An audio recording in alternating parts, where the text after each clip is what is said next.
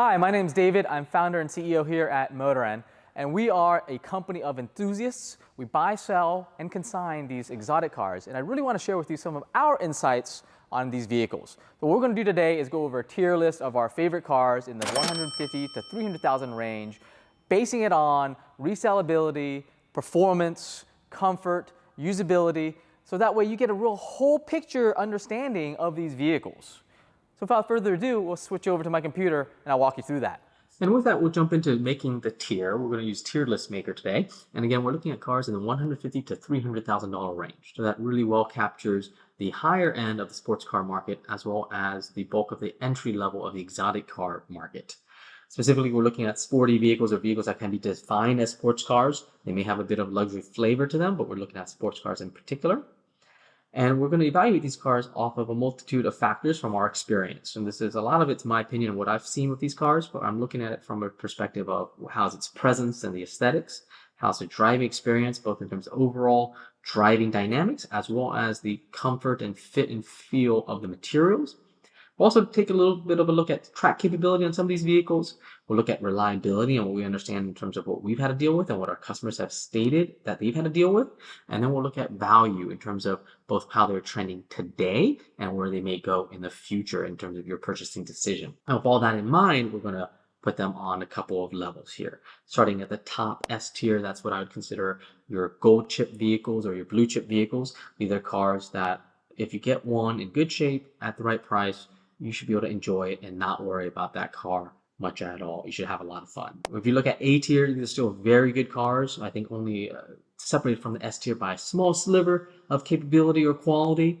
And very much so, if you get one that you like, you should be able to sit into that vehicle and drive it off with no regrets. B tier, these are good cars. There may be a flaw or two, maybe in the reliability or in the value or something about the driving experience that maybe isn't the upper echelon, but still going to be a very good car. So if you like it, get at a good price, absolutely get what makes you happy. When we get to the C tier, these are cars that we'd say are fair. They're still satisfactory. They do what they need to do, but there maybe are better options. And so if you had your other choices, it may be worth considering something else. But at the end of the day, again, at the right price, if you just love that vehicle, life is short, do what makes sense. And then D tier, these are cars that, there's going to be other more compelling options out there. There is a saying in the industry, there's a butt for every seat at the right price. And so that does come into play a little bit, but I would just potentially reconsider. And then we have niche tier. These are cars that maybe are not very good across multitude of these factors I've discussed, but maybe is really, really strong in certain aspects of it. And for the customers who want these cars, they really value those particular factors that it's really strong in.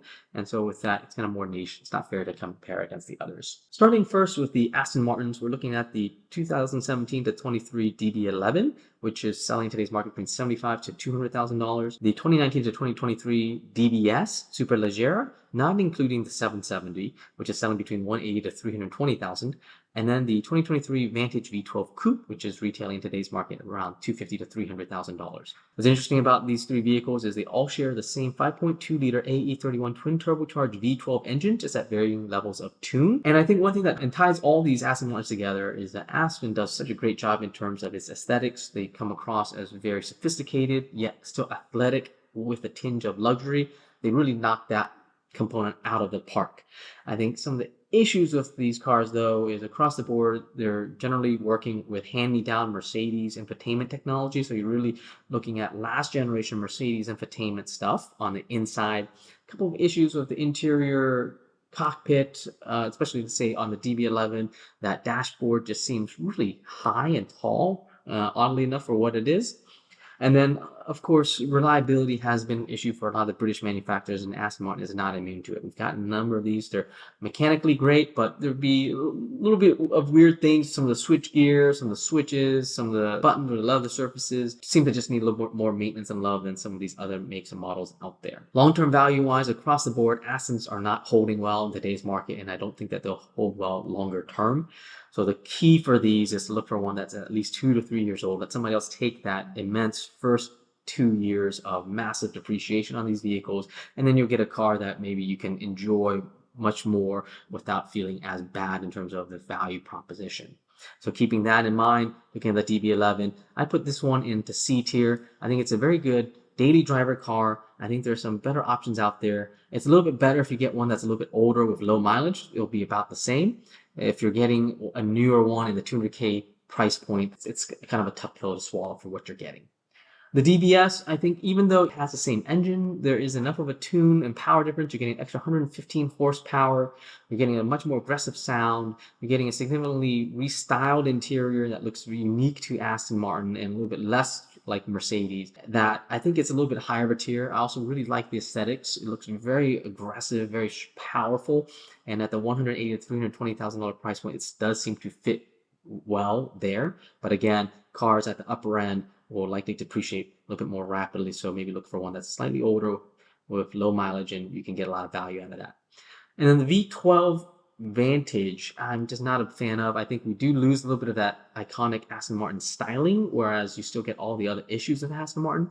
It's kind of track oriented, but Aston's not really that track oriented of a manufacturer in the first place. There's just better choices out there.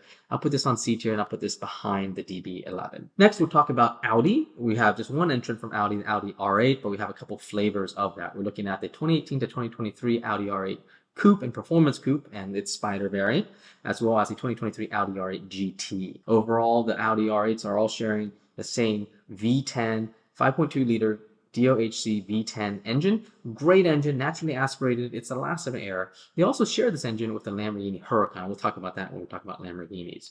In the Audi R8s, though, between the V10 and the Performance V10s, you're looking at 562 horsepower or 602 horsepower, respectively. So you get a great and powerful, wonderful sounding engine. You have a chassis and platform that is very engaging, looks aggressive, but at the same time can kind of slide under the radar a little bit. It does look like some of the other Audis in the lineup out there, and so with that, it can be a little bit more of a daily usage vehicle. The front approach angle is very good. It can pretty much go without scraping wherever a BMW 3 Series can go. So for daily usage, it works really well. But now if you're looking for a little bit more presence or show off a little bit more, the Audi R8 may be a little too subtle for some. Otherwise, the driving experience is great. That interior driver cockpit area is very driver focused. I really like the Audi MMI infotainment in front of you, and then the very minimalistic climate control system is very cool. It has a great aesthetic to that vehicle. Track capability is good. It does understeer a little bit when pushed to the limit, so usually customers are looking more at the 911 lineup for their track usage. Reliability on the Audis is generally pretty good. We haven't heard too many complaints of this vehicle. The V10 is well known, the dual clutch transmission is well known, so your big ticket items are well understood and pretty robust. We're not seeing major issues there.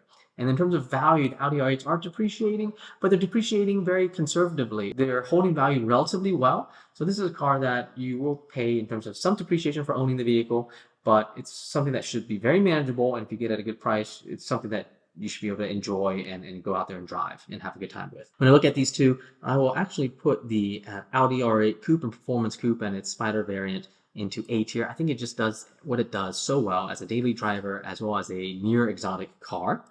The Audi R8 GT, though, you do get so many more track features. It's trying to be almost like a GT3 RS for the Audi R8 lineup. But at the $200,000 to $250,000 price point that these are trading at today's market, it almost does feel like you might as well step up into a Lamborghini Huracan. And it's not quite as track oriented as the GT3 RS or the GT3. And so with that, I'll put this into the B tier. I think it's still very good, but maybe losing a little bit of that purpose and capability that you're really getting full value out of the normal R8s for. I will put it right behind the DBS. Next, we'll talk about one of our unique entrants into the category, the 2003 BMW Z8 Roadster. This retails in today's market between $175,000 to $250,000, and it's powered by a 4.9 liter V8 that only puts out 394 horsepower, which is probably the lowest among the full lineup that we have today. But it's a very interesting car. Its aesthetics are absolutely beautiful. It doesn't have massive presence like some of the other vehicles, though. It kind of does blend into the background a little bit, especially in some ways it does look like a Z3, but it is such a cool car. It's a James Bond car from back in the early 2000s. It comes in stick shift. There is an option for an Alpina variant that is just automatic. Overall, the driving experience, we've had one of these, the driving experience is great. It's very agile, very light, very organic. I'm not really sure about its track capability. We haven't taken it out there. I think it's very capable. but it is a little bit unique, and I don't think these cars are going on track anytime soon, given how much of a collector's item they are, especially with low mileage. Reliability is okay. There's certain issues, especially as you deal with a 20-plus-year-old vehicle, that you'll have to look after in terms of the seals and various lines, as well as overall maintenance condition and how much care the car has been through. Long-term value, though, these cars have been very flat in the industry in the last couple of years, holding up very well. And it looks like there is some slightly upwards pressure in terms of value. So I think this is a car that will go up in the future. We are going to put this into niche tier. It's just so unique. It doesn't really hold up well against the other vehicles in terms of performance and comfort and feel and such. But the value is just so amazing. And it is just so, so cool. The car that people get it almost as a rolling piece of art more so than anything else. Next, we have the Corvette lineup. So we have two Corvettes we're talking about. We're talking about the 2019 Chevrolet Corvette ZR1 in the C7 generation. And we'll also touch base on the 2023 C8 Corvette Z06. So for the C7 ZR1, these are selling between $150,000 to $225,000 on today's market, depending on options. Specifically, we're looking at the 3LZ ZTK manual transmission variants commanding absolute top dollar. And some of them have blown past the $225,000 mark, but in general, that's what we're seeing with these. They're powered by a supercharged 6.2-liter V8, putting out a prodigious 755 horsepower. It's just an absolute monstrous amount of power. And that's why they're commanding so much, because it does represent an end of an era for Chevrolet in terms of having this front engine rear-wheel drive vehicle powered by just a monster of an engine. You're just not going to get that ever again. And so these are commanding strong value. Presence-wise, they look really good. They look so aggressive. The driving experience is absolutely phenomenal. That engine just sounds like pure America as you're going down, especially if you happen to go through a tunnel and you just hear that massive V8 reverbing off the walls. It's just absolutely fantastic. It's patriotism on steroids. The overall comfort is good. You know, Corvettes are made to be comfortable. It's not going to be quite that elevated level of elegance you find in some of these other cars, but it's very functional and very comfortable as it is. Track capability, Chevrolet has just done so much with the Corvette lineup in terms of tracking, in terms of setting massive Nürburgring times, all this kind of stuff. It's absolutely capable. Reliability is good. We've heard of some things kind of going wrong on these, but at the end of the day, replacement parts are Chevrolet replacement parts. And so that's relatively cheap in the grand scheme of things. So I'll chalk that up as being very good. Even if things do go wrong, you can easily fix it. Long-term value, these have been holding really well in the past couple of years. There's a weird dip earlier this year in terms of valuation on some of these, on some of the auction sites, but it seems to have rebounded very nicely and it seems to be holding steady. I don't know how much more higher it can go, but it does seem to be in a very good place. I think that value is going to hold, especially for the lower mileage, high quality versions. For that, I'll put the C7 ZR1 into A tier. I think it's just a great car. I will put it right behind the Audi R8. You may not really be driving that quite as often, whereas Audi R8 maybe you do actually get enjoy it. The C8 Z06 also represents a fantastic evolution of the Corvette lineup. You know, here Chevrolet took the Ferrari 458 and pretty much tried to copy the engine, but giving it a little bit more power. You have a 5.5-liter flat plane crank V8 dubbed the LT6, and it's putting out a massive 670 horsepower, which is phenomenal for a naturally aspirated engine. On this mid-engine platform, it's putting out great lap times. The car looks great, although I feel like it could be slightly more aggressive in how it looks, especially being a Z06. But I think Corvette's trying to leave some room for the new ZR1 in terms of the aggression of the looks. Driving experience is going to be very reminiscent of the rest of the C8 lineup, although it's very aggressive, it's very tight, it handles very well. On the stock tires that come with the vehicle, we could notice a little bit of tram lining on surface roads, so it maybe isn't the most comfortable to drive every day, but for track capability, this car is going to be second to none, except for maybe, the ZR1. Reliability, I think we'll run into some of the same issues on some of the other American cars. There'll be a couple of small problems here and there, but replacement parts should be relatively affordable as far as these goes. What's going to be interesting is how well third-party mechanics can be able to work on the new platform engines going forward. So that'll be interesting to see, but I think I'm not expecting any oddities there. Long-term value, we do believe that these will depreciate a little bit. Z06s in general haven't held up as well. I think when people are looking at Corvettes, they always want the pinnacle of Corvette achievement, which comes in the ZR1 lineup. So if you're looking for a long-term collector car, it'd be more the next generation ZR1 that's coming out soon. But the Z06, look for one that you can actually buy and drive and enjoy. With that, I'll put the Z06 into the A tier. I'll put a little bit right behind the ZR1. I think it does represent so much, but I think that value proposition long-term is not quite as good as the ZR1. All right, next we're talking about Dodge. Dodge has two entrants that we're talking about. the 2023 to present Dodge Challenger SRT Hellcat Red Eye Y-Body, and then the 2017 to 2018 Viper, the ACR in particular. So the SRT Hellcat Red Eye Y-Body, that's selling between 175 to 225K in today's market. It's powered by a 6.2-liter Hemi V8, putting out an absolutely massive 807 horsepower and a crazy 707 foot-pounds of torque.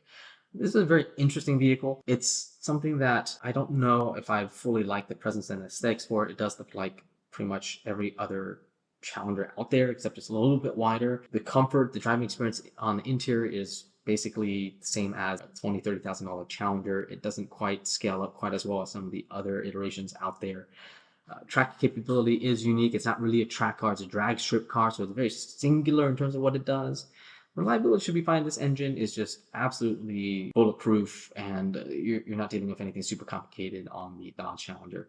Long-term value, these are going in flux. It's going to be interesting to see how this will play out. If Dodge keeps putting out big engine, big horsepower cars because they're trying to milk as much as they can out of the last of the giant engine vehicles, then the values will come down. If this does represent an end of an era for Dodge, then these values will hold up. So to be determined. With that, there's so much oddities going on, but it's such a unique vehicle for the drag strip. I'll put this in niche because I think it does do the drag strip super well. It has a lot of cred, but does everything else pretty terribly. Next, we'll talk about the Dodge Viper ACR. And specifically the ACR, because these are holding up so well. They're selling in about $200,000 to $250,000 in today's market, with some super low special edition color combinations going even higher than that. It's powered by 8.4-liter V10, putting out 645 horsepower. So still very high power, not crazy by today's standards, but so very high, especially for a naturally aspirated V10. It sounds great. The presence and aesthetics are absolutely phenomenal. You go to a Cars and Coffee, it's showstopper. Everybody's looking at the Viper ACR. The driving experience, it's very unique. You have that massively long hood. You're sitting all the way back in and just letting that engine just pull you through. And at the same time, it's extremely track capable, setting records at multiple racetracks, including Laguna Seca. Reliability is basically a very straightforward race car that's been productionalized, and it's relatively easy to work on and cheap to maintain. So I think reliability on these is relatively good. And long-term value, absolutely fantastic. It's been holding value in the last couple of years. They've been going up since post-COVID, and I think there's room to go up further, especially again as Dodge is not visiting this anytime soon, or most likely ever. I think it's just such a cool car. It's not a very good date night car, but it is a very cool drive once for a special occasion kind of car and take to the racetrack kind of car. Because it represents so much value, I'm actually going to put this into A tier as well. I'll actually put this ahead of the ZR1. I think it represents a little bit of more value, and I think it's a little bit cooler than the ZR1. And actually, I'm kind of partial to it. I'll actually put this ahead of the Audi R8. So right now it's at the top of the A tier list. Okay, now finally we jump into the Ferrari lineup, and it's to no one's surprise that Ferrari has some of the most vehicles in this price segment. To start with, we'll talk about the 2010 to 2015 Ferrari 458 Italia, and both in the Coupe and Spider variant, excluding the Speciale. These are ranging between $170,000 to $300,000 in today's market, with certain very special low mileage editions going for potentially higher. It's powered by a 4.5-liter flat plane crank V8, putting out 562 horsepower. Really good power, really good acceleration, but compared to some of these other vehicles, feels quick, but not necessarily fast or absolutely mind-blowingly fast. But still, very, very cool car. I think if we go through our factors, presence and aesthetics, it looks like the quintessential Ferrari. When you think Ferrari, this is kind of what people are necessarily thinking about in today's world. Driving experience, these drive so well. They harken back to a time when supercars felt so direct, felt so natural. These feel light, they drive well. It's that mid-engine chassis that is so responsive, and that naturally aspirated V8 is just so responsive and just sounds so phenomenally good. As you're driving, you just get grins from ear to ear, no matter how you're going. If you're going slowly and quietly, it gives you a very docile experience. If you want to take it up in the twisties and actually get on it, it gives you that hair-raising experience. And if you take to the racetrack, these are very competent there as well from Ferrari's racetrack pedigree.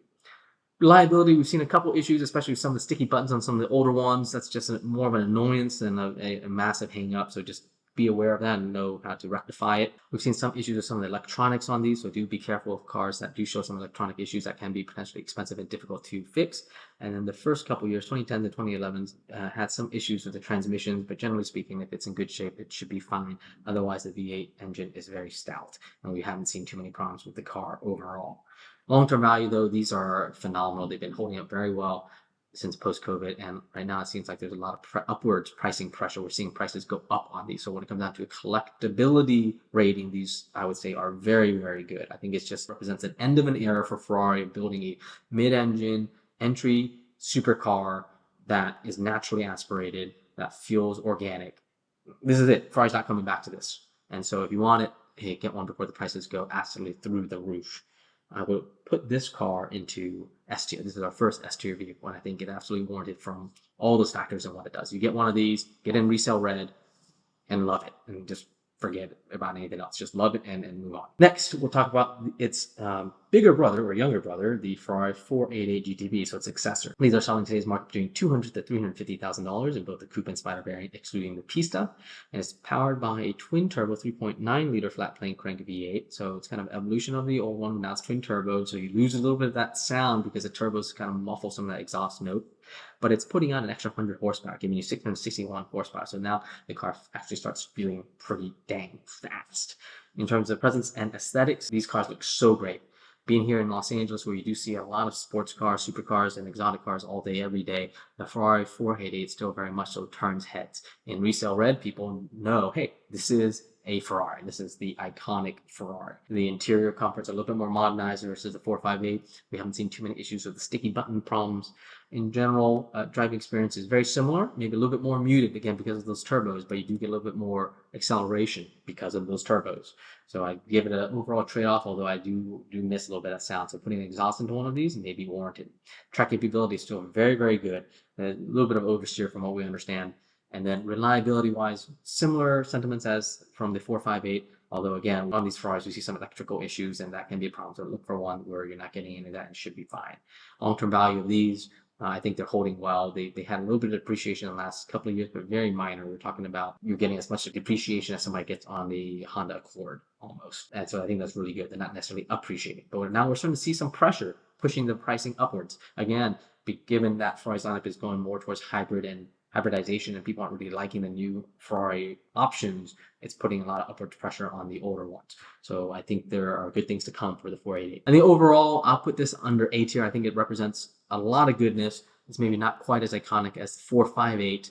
I will put this right here between the Dodge Viper and the Audi R8. All right, next we'll touch base on some of the front-engine rear-wheel drive variants of the Ferraris. We'll start first with the older Ferrari 599 GTB Fiorano, which was made in 2007 to 2011. These are selling between $150,000 to $220,000 depending on the year and the mileage and the options. The HGTE performance package is very sought after, and that pushes the upper end. This is powered by a 6.0 liter F140C V12, which is putting out 612 horsepower. So a lot of horsepower on the vehicle. It feels very comfortable. It does kind of blend into the background a little bit because it doesn't have that crazy Ferrari mid-engine look to it. And it's not quite as aggressive in terms of style as some of the newer entrants. But it's at a much better price point. You're still getting that same iconic Ferrari V12 sound. It just really drives this feeling in your soul. Reliability, I think a lot of same sentiments as the rest of the Ferrari lineup. Just watch out for those electronics. Otherwise, also watch out for the leather, especially on some of the older ones that organic material may be pulling. And the only way to rectify that is to reupholster some of the leather in the vehicle. Overall, I'll put this car into B tier. I think it's a very good car. It services well for daily driving, potentially, but it's just not quite as iconic as the mid-engine variants. Next, we'll talk about the 2013 to 2017 F12 Berlinetta, which is a successor to the 599. These are selling in today's market between $200,000 to $330,000, and is powered by an evolution of that 6.0 liter. Now it's a 6.3 liter F140 FC V12, and the bore or the diameter of that piston has been increased by 2 millimeters, and you're getting 730 horsepower. So a lot more horsepower. You get a little bit more of a aggressive, athletic, modernized look to the vehicle. It looks great. Driving wise, it's very similar, but a little bit more aggressive in terms of overall how it feels. Very track competent. Again, same issues on reliability. Long-term value, these seem to be holding and stabilizing well in terms of where they are, and they may be going up a little bit, but we haven't necessarily seen that yet. But they're very much so stabilized where they are, and there's a lot of demand for them.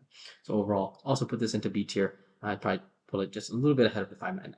Okay, next we'll touch on the 2017 to 2020 GTC4 Lusso. This comes in both a base and a T variant, which is a rear-wheel drive trim added in 2018. These tend to be selling between $150,000 to $250,000.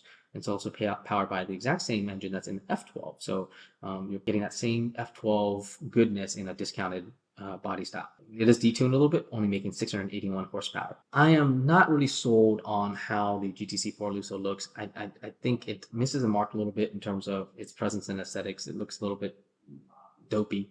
It looks a little bit clunky. Going for this audience that needs to use it for family usage, but you just only have 2 doors, and actually the rear seats is kind of a pain, so it doesn't really kind of service that well. It's like if I want to do an SUV without really doing an SUV. It's still very athletic. It has a great driving experience when you're inside of it. Very track capable if you were to take it there. All the other stuff is the same.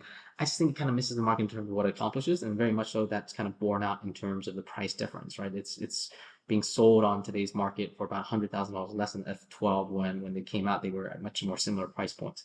Overall, I'd give it a C mark. I don't see a lot of value in these. I don't like how they look. It wouldn't really get my money. I will put it behind the DB11. Okay, next we'll talk about the Portofino and the Roma. So the Portofino was made in 2019 to 2023 as a successor to Ferrari's California T. This is using a version of the V8, so it's using the same version of the V8 in the 488, the 3.9 liter F154PE twin turbo V8, making 592 horsepower in the Portofino. I think the Portofino is much underappreciated for what it is. I think the body lines look great. It's a very handsome car. In the macho Ferrari world, sometimes they don't like it because it's usable on an everyday basis, and its body lines maybe aren't quite as aggressive as some of the other ones, but I think it serves a lot of purpose. You can use it every day. It has great approach and departure angles, so wherever 3 Series can go, you can take this. What I find is the hardtop convertible aspect of it adds a great feel and adds great noise isolation when you have the top up. It's still very athletic. You still get that great V8 sound. And when it comes down to date night, the spouses, the significant others, this is a car that they're easy and willing to get into because it's so easy to get into the vehicle. It's so easy to get out of the vehicle, and it's so Ferrari, so it looks and sounds good. I think for its purpose, it's a great car. I'll put this into B tier. Very much so. It's not quite as iconic and sexy as some of the others, but it is very solidly a very good car. I actually just realized I had the F12 behind the 599. There we go. Let's put that up there. I'll put it actually ahead of the 599. I think the Portofino is just such a usable vehicle that it deserves a very good place. Next, we'll talk about the Ferrari Roma, made in 2021 and 2024. These are selling today's market between $190,000 to $300,000. Again, it's using the same twin turbo V8 as in the Portofino, just tuned up a little bit to 612 horsepower. It's also the same amount of horsepower that you're getting in the Portofino M spec. I do think Ferrari misses a little bit. The Roma is maybe a little bit too svelte in how it's designed, so it kind of very much the body line. They're smooth, they look great, it's athletic looking, but maybe just not aggressive enough. It does kind of blend in the background, especially when it comes in all black. It looks very similar to Mercedes AMG GT. It doesn't stand out enough, especially with the price point. For daily usage, though, it's great. Maybe that's kind of what you want, especially if you're a 911 turbo type of buyer who wants a very sporty, athletic vehicle that kind of blends in a little bit and maybe services that purpose. But at this price point, I don't know if it's really accomplishing what you want it to be accomplishing. Then I'll put this in the C tier. I think it's fine. If you like the car, great. Do enjoy it. These are depreciating a little bit in today's market, so do be careful and be wary of that. Otherwise, it's great, potentially daily driving Ferrari. All right, next we have the Lamborghini lineup. Really, Lamborghini only has one entrant into it, the Lamborghini Huracan, but I'll separate this into Gen 1 and Gen 2. Starting, we're talking about both the Evo and the pre-Evo 610-4 and 580-2 variants of the Lamborghini Huracan. We're not including the STO, Tecnica, Serato, or Performante variants that would be priced out. Overall, you're seeing these falling between $190,000 to $330,000 depending on the year, the trim level, and the mileage on these vehicles, and they're all powered by that same 5.2 liter V10 that again is shared with the Audi R8. You're seeing horsepower generally above 600, so you're looking at 602, 631 horsepower, especially for the Evo variants. You're looking at about 572 and 603 horsepower for the LP 610-4 and 580-2 variants of this car. Overall, aesthetics-wise, this car just has so much presence. Everywhere you go, especially if it's in a bright Skittles type of color, you're going to get thumbs up, you're going to get kids with their phones out taking pictures of it. It looks so good, has great presence, probably has the best presence of any of these cars out there in terms of how people react to it. Driving experience is great. It's a very athletic vehicle. That engine, that naturally aspirated V10 engine just sounds so good in terms of the state of tune in the Huracan. The exhaust note is fantastic. Just what Lamborghini does to it just elevates it that much more over the Audi R8. It just sounds so good. It just kind of penetrates you down to your soul. I would say the vision lines for the driver, though, are worse than Lamborghini. You have a little bit more of a sleek silhouette, and so with that, your windshields are a little bit narrower. You don't have as much visibility, so that is potentially an issue for some people. In terms of reliability, again, you run into that same reliability stuff that you have for Audi, which is, I would say, generally pretty good. Track-wise, these cars are very competent. Car and Driver, Motorenn, they take to track and they always perform very well for what they are. And in terms of long-term value, these are holding up so well. Overall, we're seeing them pretty much flat in value across the board, except for some of the latest ones, the 2021 to 2023 variants of the Evo those are experiencing a little bit of depreciation, but it's very manageable depreciation. I think as we look forward, as we look to see how the supercar market evolves with more hybridization, these will hold value well. So for them, I will put the pre-Evo variant into A tier. I think it's a great car. It represents a lot of value, especially in the 200K mark. I put it right behind the 458 and above the Audi R8. I think it's just such a cool car for what it is, especially if you're buying one in the 190 to 210 price point. If we look at the Evo variants, I'll actually put this into S tier. I think that driving experience is just so good.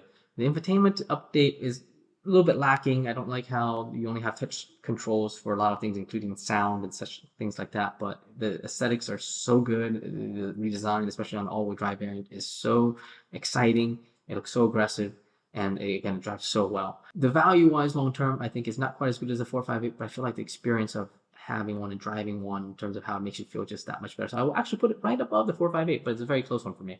All right, next we'll talk about Maserati and McLaren. We'll do that together. Here we're looking at the Maserati MC20. This is their entrant into the supercar world. These are selling about $170,000 to $290,000 price point, depending on year and the mileage. And it's powered by a twin turbocharged V6 that's putting out 621 horsepower. So a lot of power, very lightweight car.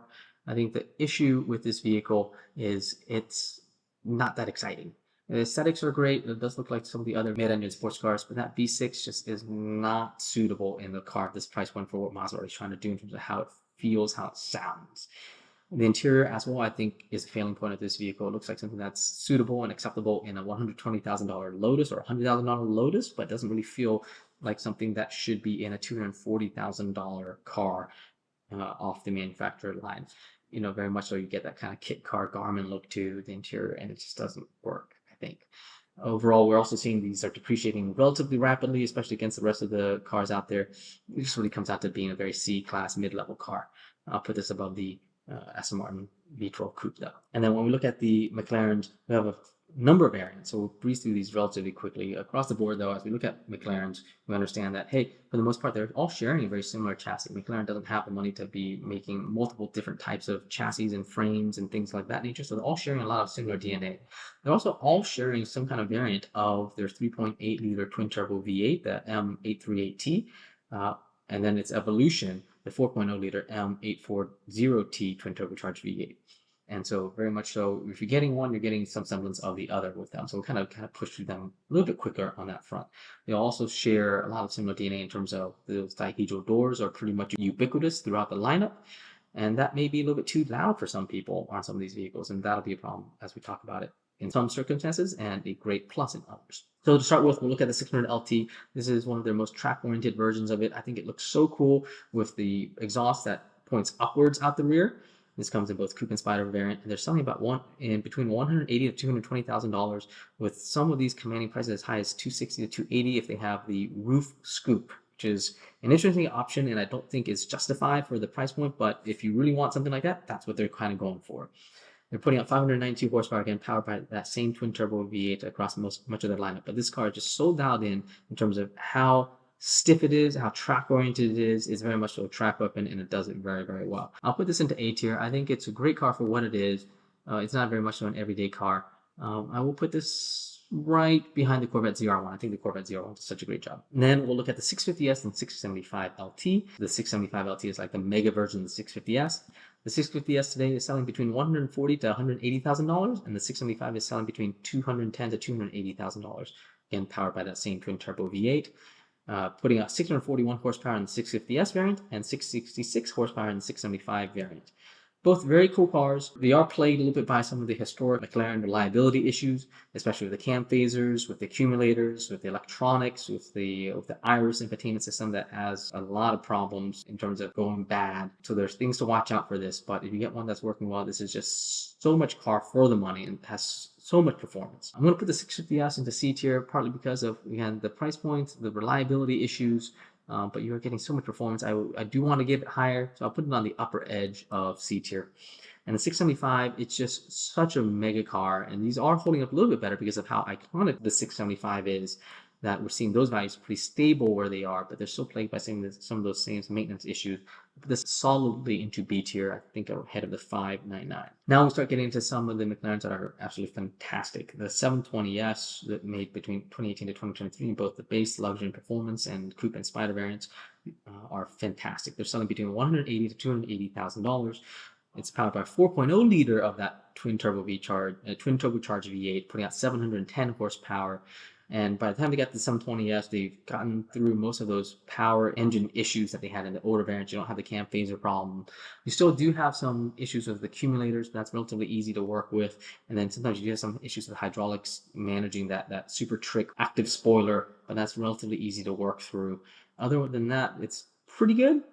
One other thing, they tend to have some issues with that Gorilla Glass. The really cool dihedral doors have this glass option that gets you glass at the top of the door, and often people slam those doors, and the non-Gorilla Glass variants will have a tendency to shatter.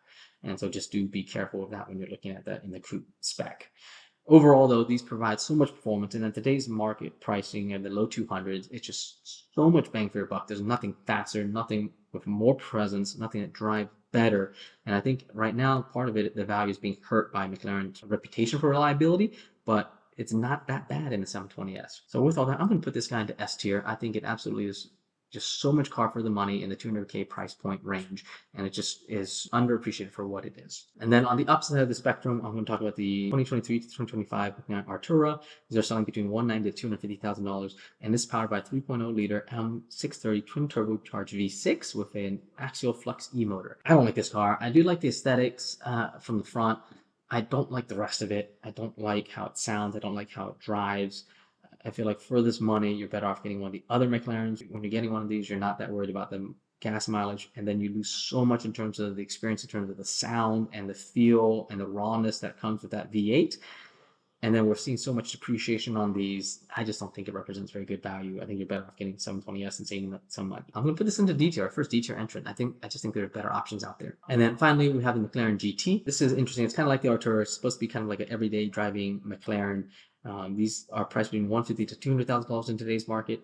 Again, it's powered by that same 4.0 liter twin turbocharged V8 that you find in the 720S, just detuned to 612 horsepower. It looks good. These drive good. Really exciting. The V8 sounds very good. You get the dihedral doors. What is kind of conundrum with it, though, is to be an everyday sports car. At least that's what McLaren's trying to target this to. And it kind of is, because you have great approach angles from the front, and then even and just massive approach angles if you activate the front axle lift, that it can very well be used for daily usage, but then at the same time, it's still a little bit too loud and a little bit too boisterous for a front everyday use vehicle. You know, it's really weird to show up at the office with the dihedral doors just opening upwards. It's a little bit too show-offish, perhaps. Whereas, you know, the 911 Turbo maybe fits that purpose very, very well.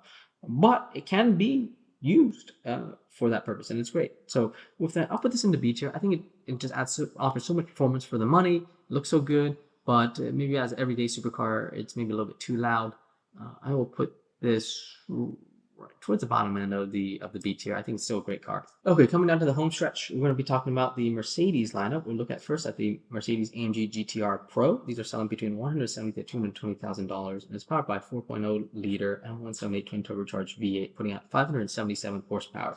It's basically Mercedes' answer to the 911 GT3 RS. You're getting about equal lap times in the GT-R Pro as you are getting in the 911 GT3 RS from the 2019 age, the 991.2 variant of the 911 GT3 RS. And at the price point, that is about $30,000, $40,000, $50,000 less than the 911.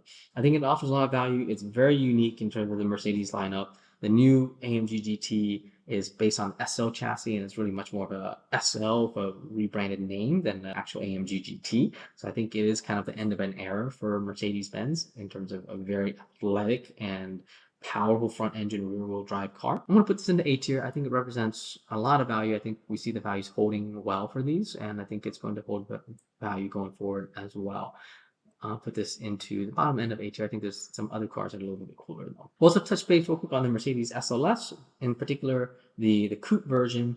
And these are selling between $200,000 to $300,000 depending on the mileage. The convertible version isn't holding up quite as well because it doesn't have the iconic gold wing doors. And so for the SLS, you're really trying to get the gold wing doors on this car. And it's powered by a naturally aspirated 6.2 liter V that just sounds so burly. This engine provides 563 horsepower or 583 horsepower in the GT variant. Ultimately though, I think the thing that sets this back is because this has become such a unique collector's item, people are really keeping the miles off of them, and that's boding well for long-term value. They're holding well in terms of value today. We do believe that there is a room for appreciation, but at the same time, it means that people are keeping miles off of these cars, and you're just really not going to get a chance to experience the beauty of this vehicle, especially if you want to keep that value. With that, we're going to put the SLS into B tier. I think it's for so much value, but because people aren't really taking it out, also because it comes with a dual clutch automatic transmission that feels a little bit sluggish, that's not quite as athletic as some of the other options. We put this into B tier. Put it somewhere in the middle though. I think it's still a very cool car. And then also touch base real quick on one entrant from Nissan, the Nissan GT-R Nismo spec. And these are selling between $150,000 to $200,000, and they're powered by a 3.8 liter twin turbocharged V6. Very cool car. It looks good. It looks aggressive. The interior is well made. The one issues I have with this vehicle are still working on a chassis that's effectively unchanged since 2007.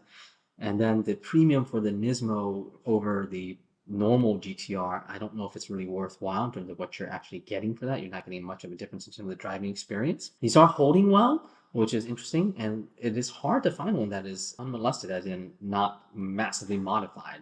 And it does seem like once you start modifying like crazy, it kind of takes away from the collectability of the Nismo aspect of the vehicle. With all that, you get one in low mileage, in good shape. I'll put this into C tier. I think it's got a lot of capability. I think there's better options in terms of driving experience and value, but in terms of collectability though, it looks like these are holding up well. Now for the home stretch, we'll talk on the Porsches. We have a variety of Porsches that we have here that are in the price range, starting first with a 718 Cayman GT4 RS. These are selling today between $200,000 to $250,000, and is powered by a 4.0 liter natural aspirated flat six, which is putting out 493 horsepower. That's the same engine that you had in the 991.2 911 GT3.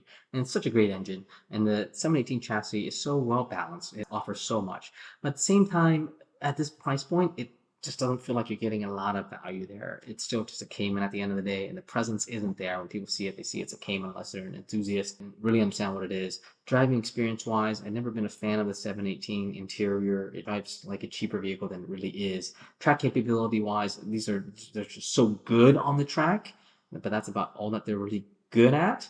Reliability, Porsches are so robust. They're absolutely fantastic, so I'm not worried about that. Long-term value, Porsches are Porsches. It's going to be interesting to see where these fall. We are seeing values dropping a little bit because some of the price on these Porsches have just overshot where they really should be.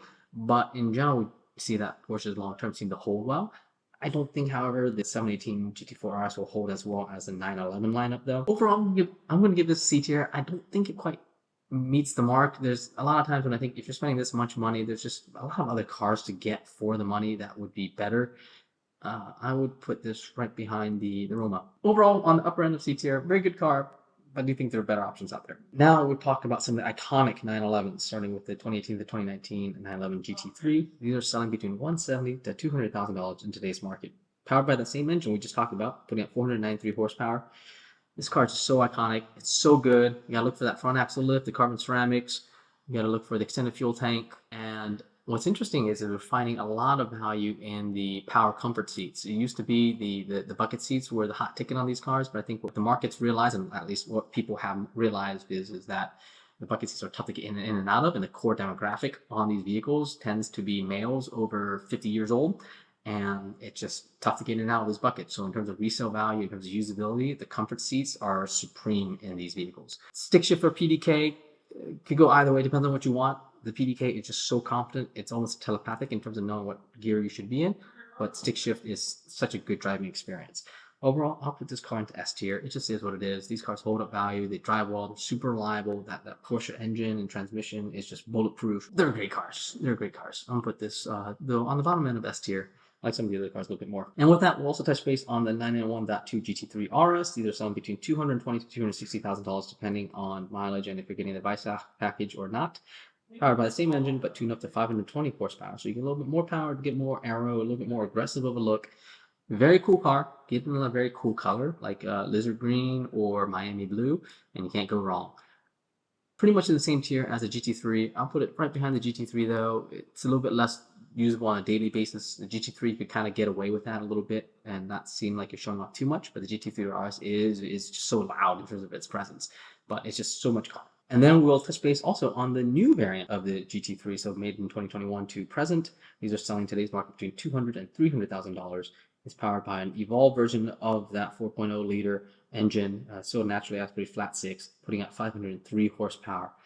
And it's great. I don't know if it's such an improvement over the 991.2 to be worth $100,000 more sometimes, but it is a fantastic car. I do feel like the 991.2 GT3 felt a little bit more organic, but the 992 is still great. So I'll put this into A tier. The price point is just kind of what gets me a little bit, and I'm not sure how well that'll hold up long term.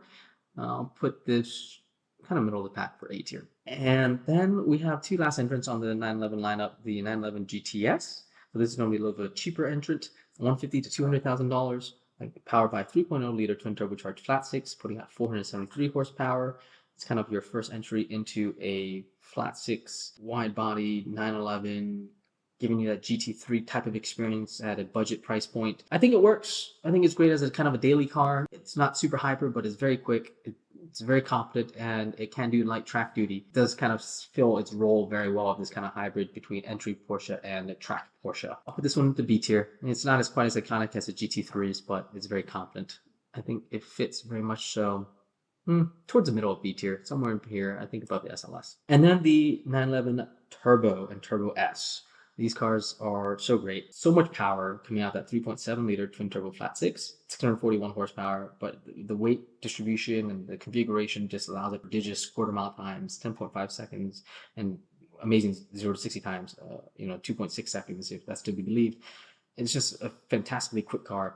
It's also very much so kind of the everyday supercar, slide under the radar in terms of its presence. And so if that's the type of experience you're looking for, you don't want to be loud, but you do want to have a very high-priced sports car that is super capable, but at the same time doesn't attract unnecessary attention. Like, this is it, and it does it all so well. You don't have any weird door sills to deal with like in the McLaren GT. You don't have any overly fancy doors to deal with in the rest of the McLaren lineup, but you have all this performance. I will put this in B tier. It's, again, still not quite as iconic as the GT3, but it is very good at what it does. I'll put this at the upper end of B tier, probably at the very top of B tier. And so that's my tier list here at Motorenn. This represents my opinion as well as my experience in dealing with these vehicles, as well as feedback from our customers who've also dealt with these vehicles. On certain days, I may kind of move these around within the tiers a little bit, but overall, I think this does represent kind of how I feel about them. I'm pretty happy with where these are. If you have some thoughts or you have different opinions, happy to see that in the feedback. So I hope you like that kind of content. We're really happy to share with you our experience and expertise. If you liked it, please like and subscribe, and do comment below. We'd love to engage and get feedback on how we can make this better for you in the future as well. So if you like this, again, like and subscribe, and hope to see you on the next one.